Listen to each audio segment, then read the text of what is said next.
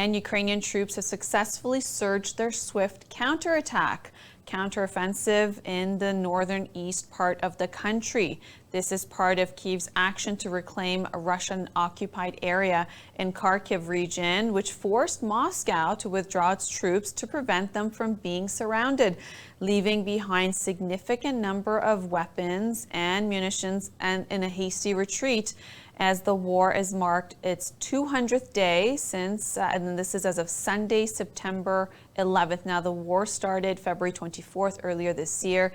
It's gone on for over 6 months. It is now 201 days as the war continues, but this at a time is a changing moment for Ukraine, as Ukrainian President Volodymyr Zelensky, in a video address Saturday night, said that the Russian army, and this is his statement, saying the Russian army these days is demonstrating the best that it can do, showing its back. And he's referring to them withdrawing from the area and in a counteroffensive by the Ukrainian forces. Now, this video of a Ukrainian soldier hoisting a national flag was also mentioned in the president's statement because of the counteroffensive, and it's brought attention to what this counteroffensive has been in Ukraine's ability to do this earlier this month, and it's been continuing to make sure that it's taking back regions from the Russian forces. Now, Ukraine's nuclear energy operator in Zaporizhzhia, the nuclear power plant,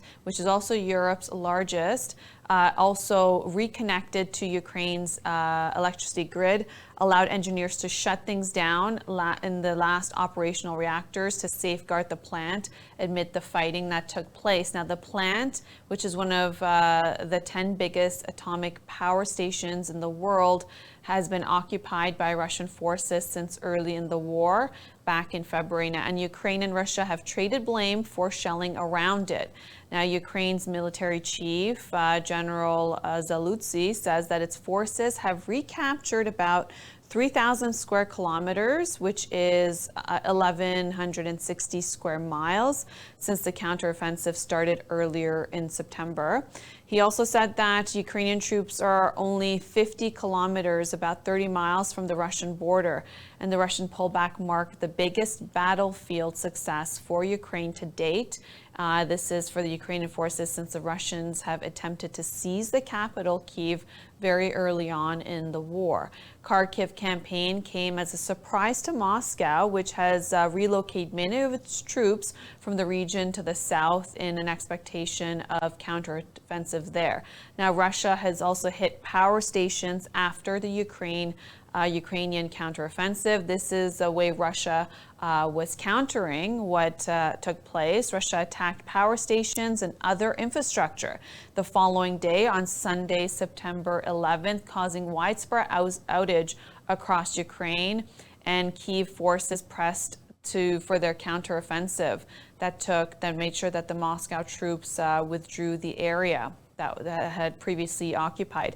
Now, the bombardments ignited massive fires at a power station in Kharkiv's western outskirts and killed at least one person so far. To that, President Volodymyr Zelensky has denounced what he says is deliberate and cynical missile strikes against civilian targets as an act of terrorism. Ukraine's second largest city, Kharkiv, appears to be without power as of last night, and this is another separate situation that continues with other regions that have been targeted.